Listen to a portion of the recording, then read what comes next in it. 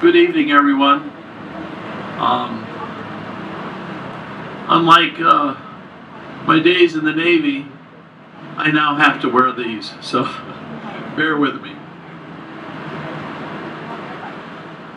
First of all, I'd like to thank everyone for coming, especially my husband, Art, and my very good young friend from the Boys and Girls Club, Stephen Racinos.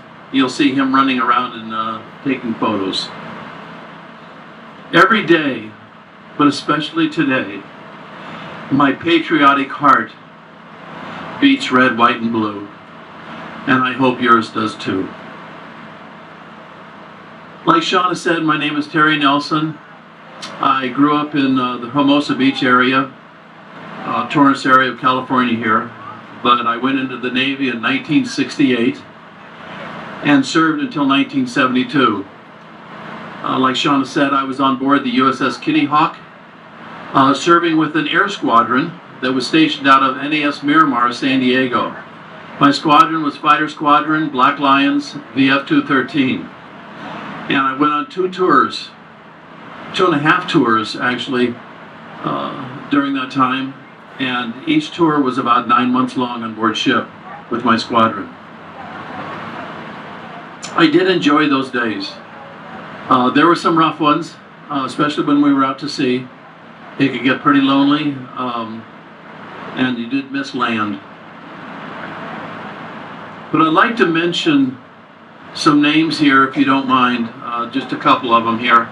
Art's dad, Arthur Gregory Sr., served in the Korean War.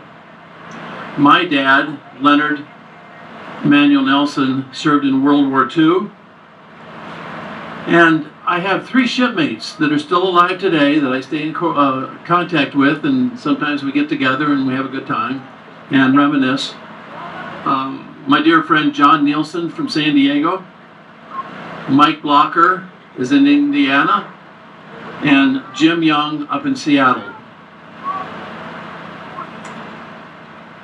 I do have to go back to my high school days. When I graduated in 1966, I had a friend of mine, Eddie Ernst, who I was in grade school with.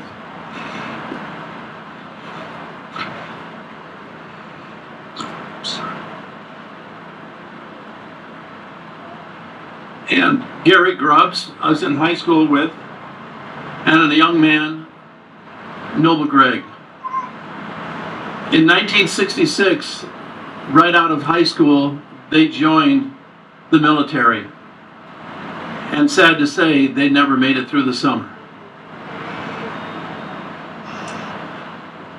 Like so many, they're missed. And also I want to mention, back in those days in 66, 67, the Beach Boys were going crazy, going wild, and I had a friend by the name of Noble Gregg, and he was a professional surfer. Noble was just a very kind young man.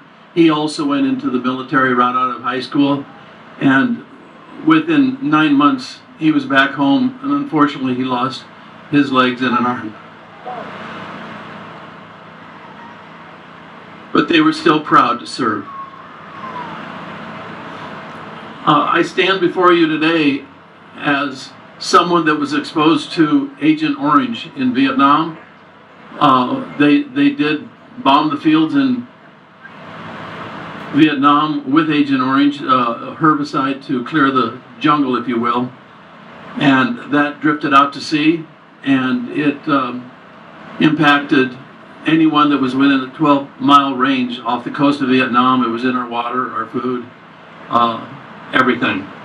And recently, the government has recognized this. I have significant heart disease because of the Agent Orange, and I contracted that in my younger years. But I did have an advocate that helped me with that claim with the Veterans Administration, and Ralph DeWarty. And if you know of anybody that did serve during the time we're talking about in Vietnam, I'd be happy to share that name with you. He was a real advocate for me and helped me out and made things a lot easier going through the red tape. And even Representative Dr. Raul Ruiz had to get involved because the administration was moving a little slow. And I'm not getting any younger, but he did help out and move things along, and so we're well on our way.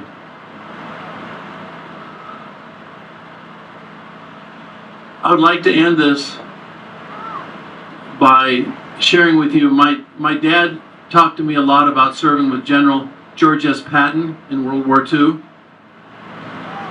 And George S. Patton had these words, and I'll leave these words with you today.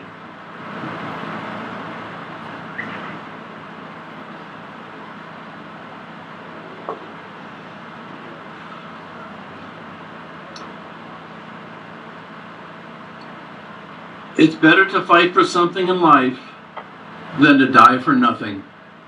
I'm a proud veteran, and I thank you again for all coming.